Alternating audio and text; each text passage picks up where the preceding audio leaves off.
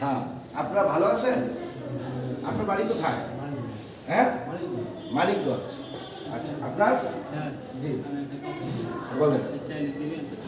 আপনি কোনো কিছু চাওয়া যাবে না এখানে, ওখান থেকে বলে আসছি, কাউকে কিছু প্রদান করা যাবে না, শুধু কথা বলা যাবে।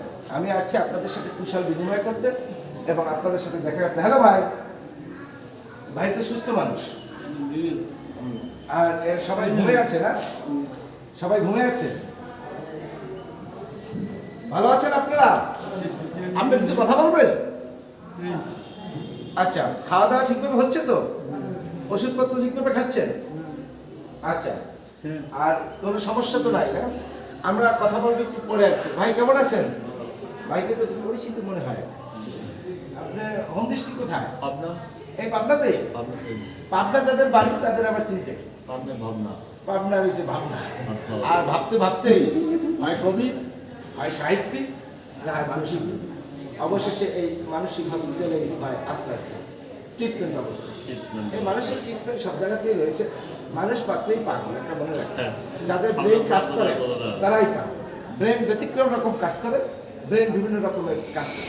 আর এই ব্রেন যখন বিশৃঙ্খলভাবে কাজটা করে তখন সেটা মানসিক মানে একটু ব্যতিক্রম মনে হয়, একটু ডিজঅর্ডার টাইপের মনে হয়, তখন তাকে মনে হয় পাগল।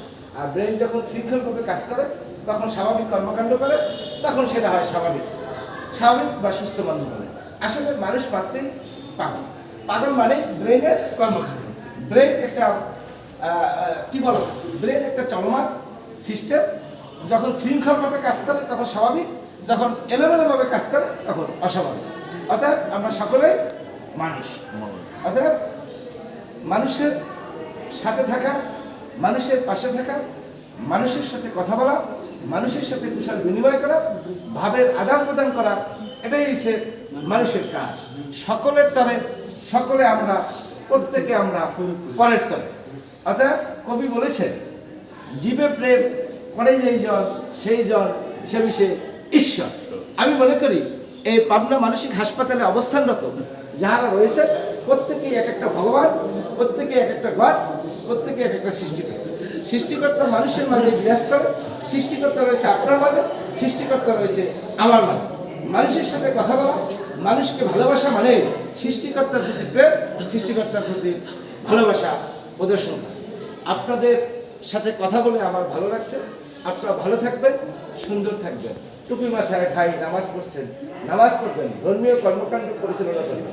সামাজিক ন্যায় বিচার নিশ্চিত যদি থাকে এবং যদি মানবতাকে গুরুত্ব দেওয়া হয়, মানুষের কল্যাণে যদি কাজ করা যায় এবং যদি আপনার খাবার, বস্ত্র, শিক্ষা এটাকে যদি চলমান রাখা যায়, তাহলে দেশ ও জাতি এগিয়ে যাবে। আপনারা কি চান বাংলাদেশ এগিয়ে যাক? অবশ্যই চাই, অবশ্যই চান না? অর্থাৎ দেশ এগিয়ে যাবে ইনশাআল্লাহ।